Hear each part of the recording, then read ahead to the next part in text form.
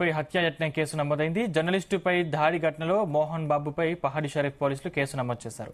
దాడి ఘటనపై 2 రాష్ట్రాల జర్నలిస్టులు ఆందోళనకు దిగారు. దీంతో బిఎన్ఎస్ 109 సెక్షన్ కింద మోహన్ బాబుపై హత్యాయత్నం కేసు నమోదు చేశారు పోలీసులు.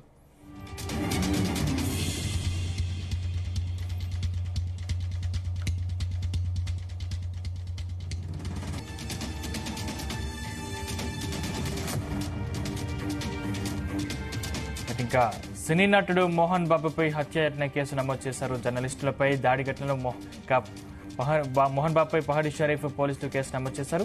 దాడి ఘటనపై 2 రాష్ట్రాల జర్నలిస్టులు ఆందోళనకు దిగారు.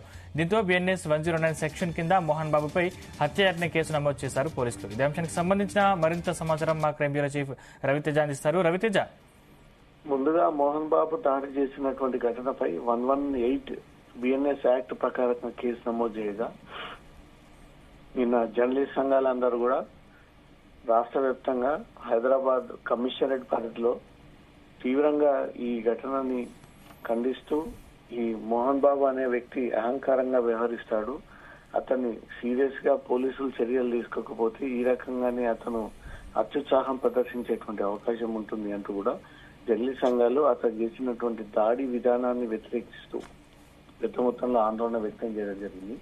ఇంతకుముందే పహాడి షరీఫ్ పోలీసులు అటెంప్ట్ మర్డర్ 109 బిఎన్ఎస్ఎస్ చట్టపరంగా మోహన్ బాబు పైన ఇంకో సెక్షన్ ఆల్టర్ చేశామంటూ కూడా అది కూడా అటెంప్ట్ మర్డర్ కేసు అంటూ కూడా ఈ విషయాన్ని అఫీషియల్ గా తెలియజేయడం జరిగింది. Attempt murder case Mohan Babu పై నమోదు చేశారు కాబట్టి పోలీస్ స్టేషన్ కి తప్పనిసరిగా మోహన్ బాబు హాజరయ్యి ఈ అటెంప్ట్ మర్డర్ కేసులో స్టేట్మెంట్ ఇవ్వడంతో పాటు మోహన్ బాబును అరెస్ట్ చేసి జైలుకు పంపించేటువంటి అవకాశం ఉంటుంది. ఎందుకంటే బాధ్యతలో భాగంగా విధి నిర్వహణలో భాగంగా ఒక జర్నలిస్ట్ అక్కడికి వెళ్లి న్యూస్ కవర్ చేస్తూ ఉండగా తను అక్కడి నుంచి సడన్ గా ఊడిపడి తన వివరణ కోరేటువంటి ప్రయత్నం చేయగా తన చేతిలో ఉన్నటువంటి మైక్ లోగో లాక్కుని అదే లోగోతో నెట్టిపై దాడి చేయడము, మళ్ళీ అనంతరం అక్కడ ఉన్నటువంటి కర్ర తీసుకొని ఆ కర్రతో తిరిగి మరి ఇంకోసారి దాడి చేసేటువంటి ప్రయత్నం చేయడంతో ఇదంతా సీరియస్ క్రిమినల్ కంటెంట్ కిందకి వస్తుంది. కాబట్టి పోలీసుల పైన తీవ్ర ఒత్తిడి పెరగడము, ప్రభుత్వం పైన తీవ్ర ప్రెషర్ పెరగడంతో జర్నలిస్ట్ సంఘాలు, క్రైమ్ రిపోర్టర్స్ అందరూ కూడా రోడ్డుపైకి వచ్చి రోజు మొత్తం ఈ ఆందోళన వ్యక్తం చేయడంతో ప్రభుత్వం పైన ఒత్తిడి పెరిగి పోలీసులకు ఆదేశాలు ఇచ్చి ఇమ్మీడియట్ గా మోహన్ బాబు పైన అటెంప్ట్ మర్డర్ కేసు నమోదు చేయాల్సిందే అన్నట్టుగా కూడా పోలీసులకు ఆదేశాలు రావడంతో 109 బిఎన్ఎస్ఎస్ కొత్త చట్టం ప్రకారంగా హత్యాయత్నం కేసు మోహన్ బాబు పై నమోదు చేస్తున్నామంటూ కూడా పోలీసులు అఫీషియల్ గా ఆ సెక్షన్ ని ఆల్టర్ చేసినట్టుగా తెలుస్తోంది.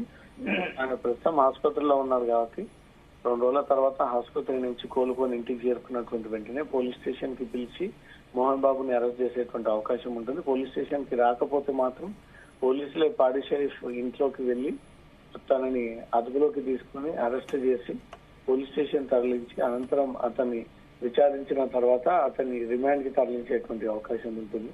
మోహన్ బాబు పైన మొదటిసారి పోలీసులు హత్యాయత్నం కేసు నమోదు చేశారు. గతంలో తను పవర్ ని పొలిటికల్ ఇన్ఫ్లుయెన్స్ యూజ్ చేసుకుని ఇలాంటి కేసులు నమోదు అవ్వకుండా ఎన్నో మేనేజ్ చేసినటువంటి మోహన్ బాబు పైన ఇప్పుడు తెలంగాణ ప్రజలందరూ, ఇండస్ట్రీ పెద్దలందరూ, ఇటు జర్నలిస్ట్ సంఘాలందరూ కూడా ఒకేసారి నినాదం వినిపించడము, మోహన్ బాబు లాంటి వ్యక్తి సొసైటీలో ఉండకూడదు, ఇలాంటి అహంకారమైనటువంటి వ్యక్తి ఉండడం కారణంగా అనేక మంది నష్టపోయేటువంటి అవకాశం ఉంటుంది, సొసైటీలో ఉండడం వల్ల పానిక్ కి గురయ్యేటువంటి అవకాశం ఉంటుంది, దాని వల్ల శాంతి భద్రతలకు విఘాతం కలిగేటువంటి అవకాశం ఉంటుంది.